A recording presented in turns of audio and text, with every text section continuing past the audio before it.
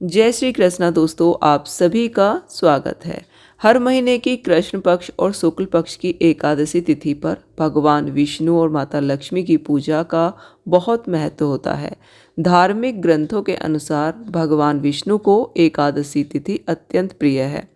इस वर्ष 2025 में 24 फरवरी को विजया एकादशी मनाई जाएगी। आज मैं आपको विजया एकादशी की बहुत ही सरल पूजा विधि बताऊंगी। भगवान विष्णु की विधिवत इस दिन पूजा करने से जीवन में सुख समृद्धि आती है और अपार आध्यात्मिक ऊर्जा मिलती है। विजया एकादशी के दिन व्रत करने वालों को सुबह सुबह प्रातःकाल स्नान करके साफ वस्त्र पहन लेने चाहिए और भगवान विष्णु की मूर्ति के सामने दीपक जलाकर अर्चना करनी चाहिए। आप चाहें तो यह पूजा अपने घर के मंदिर में भी कर सकते हैं। मैंने ये पूजा अपनी तुलसी जी के गमले के पास की है। तुलसी जी के गमले के पास पूजा करना बहुत अच्छा होता है एकादशी की।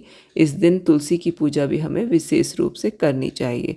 विजया एकादशी का व्रत अगर नहीं भी कर रहे हैं तो भी हम ये पूजा कर सकते हैं। विजया एकादशी के दिन पूजा और व्रत करने से हमारा कोई भी ऐसा कार्य हो जिसमें हमें विजय प्राप्त करनी है तो हमें विजय की प्राप्ति होती है। तो चलिए देखते हैं किस तरह से हमें ये पूजा करनी है। तो सबसे पहले देखिए, हम एक चौकी ले लेंगे, उसके ऊपर हम पीला वस्त्र बिछा लेंगे। यह पूजा मैं देखिए तुलसी जी के गमले के पास कर रही हूँ। तुलसी जी के पास पूजा करना एकादशी की बहुत ही अच्छा होता है। यह पूजा आप अपने मंदिर में भी वैसे कर सकते हैं या फिर कहीं भी आप चौकी लगा के कर सकते हैं, लेकिन आपका जो मुख है वो पूर्व या उत्तर की तरफ होना चाहिए। इस तरह से आपको अपनी चौकी लगानी है।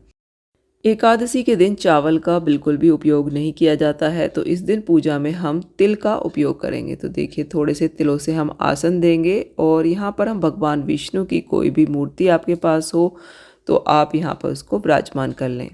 फाल्गुन मास के कृष्ण पक्ष की एकादशी को विजया एकादशी कहते हैं। एकादशी तिथि का प्रारंभ 23 फरवरी 2025 दोपहर 1:55 से हो जाएगा और इसका जो समापन है वो 24 फरवरी 2025 को दोपहर 1:44 तक रहेगा। तो उदया तिथि के अनुसार 24 फरवरी को विजया एकादशी मनाई जाएगी। इस एकादशी के में जो पूजा होती है उसमें सप्तधान का उपयोग किया जाता है। 7 तरह के जो अनाज हैं वो आपको लेने हैं, लेकिन अगर आपके पास नहीं है तो आप गेहूं का इस्तेमाल कर सकते हैं या फिर जौ का इस्तेमाल कर सकते हैं। तो देखिए, इस तरह से मैं थोड़े से गेहूं यहाँ पर डाल लूँगी और यहाँ पर अष्टदल इससे ही बना लूँगी, अष्टदल कमल। तो देखिए, इस तरह से बना लेंगे और यहाँ पर हम कलश की स्थापना करेंगे। तो कलश की स्थापना करना बहुत ही शुभ होता है और एकादशी विजया एकादशी के व्रत में हमें कलश की स्थापना जरूर करनी चाहिए। तो यहाँ पर देखिए, हमने कलश जल से भर लिया है, इस पर हमने स्वास्तिक बना लिया है रोली से और कंठ पर मोली बांध लिया है। इसमें हम गंगा जल अवश्य डाल देंगे। तो देखिए, हम थोड़ा इसमें गंगा जल डाल देंगे और कलश में जो भी चीज़ें पड़ती हैं जैसे कि सिक्का, सुपारी, लौंग, हल्दी, फूल, तो ये सब हम डाल देंगे कलश में। बस चावल का उपयोग हमें नहीं करना है। अब इसके ऊपर हम अशोक के या फिर आम के पत्ते रख लेंगे। पत्तों पर आप रोली कुमकुम से तिलक लगा लीजिए और पीले चंदन से भी आप ज़रूर इन पर टीका लगा दीजिए। इसके बाद इसी के ऊपर हमें एक पूर्ण पात्र रखना है। तो गेहूं से भरा हुआ ही मैं एक पात्र इसके ऊपर रख दूंगी और इसके ऊपर आप चाहें तो आपके पास कोई भी अगर प्रतिमा हो तो भगवान विष्णु की वो आप स्थापित कर सकते हैं या फिर लड्डू गोपाल जी को भी यहाँ पर आप स्थापित कर सकते हैं या फिर आप नारियल को भगवान स्वरूप मानकर इसके ऊपर स्थापित कर दीजिए।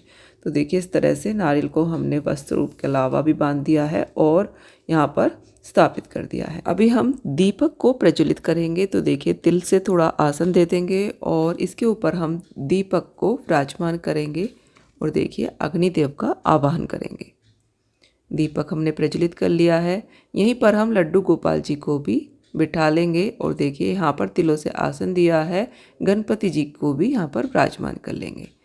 तो सबसे पहले हम गणपति जी की पूजा करेंगे। तो देखिए, सबसे पहले हम जल से छींटे दे देंगे।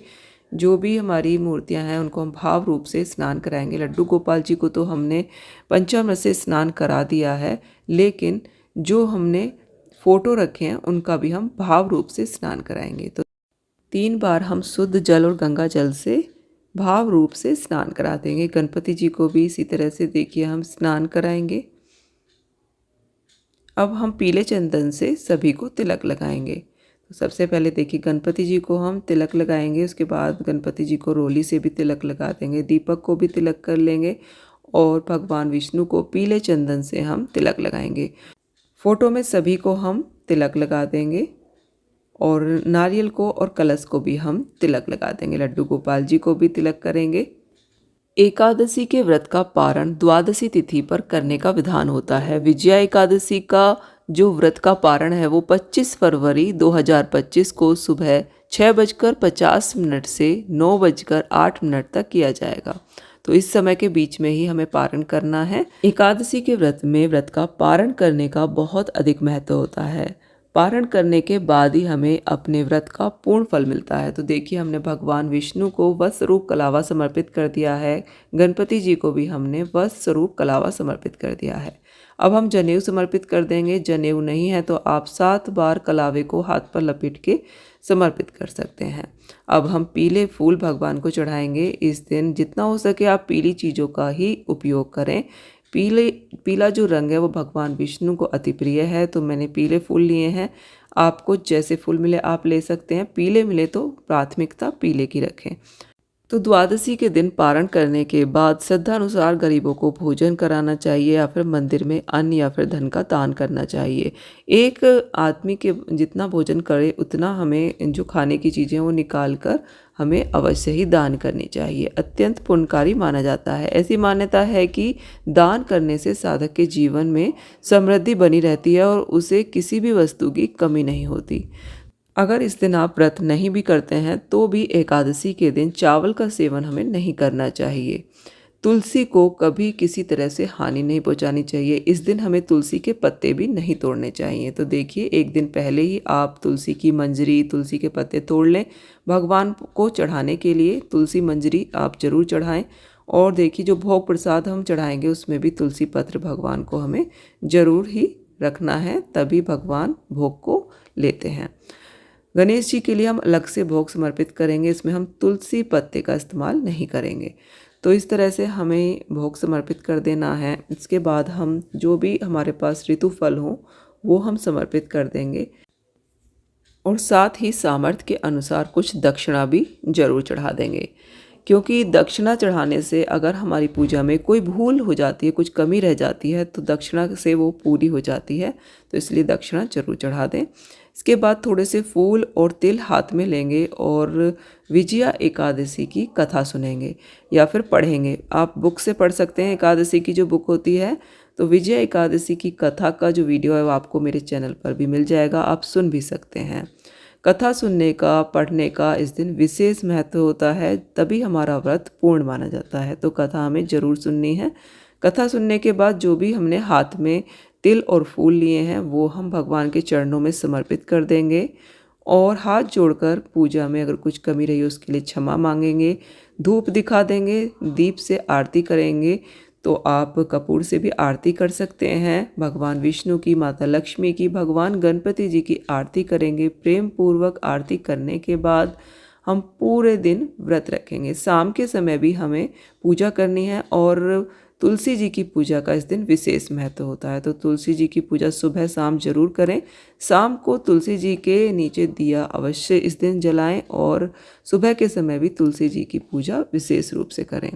विजया एकादशी का जो दिन है वो बहुत ही विशेष है। इस दिन व्रत पूजा करने से जीवन के हर क्षेत्र में हमें विजय प्राप्त होती है। कोई भी ऐसा कार्य जिसमें हमें रुकावट आ रही है तो हम इस व्रत को करके उसमें विजय प्राप्त कर सकते हैं और भगवान का आशीर्वाद प्राप्त कर सकते हैं। आज की पूजा विधि अगर आपको अच्छी लगी हो तो वीडियो को लाइक ज़रूर करें और हमारे चैनल को सब्सक्राइब भी करें। जय श्री कृष्ण।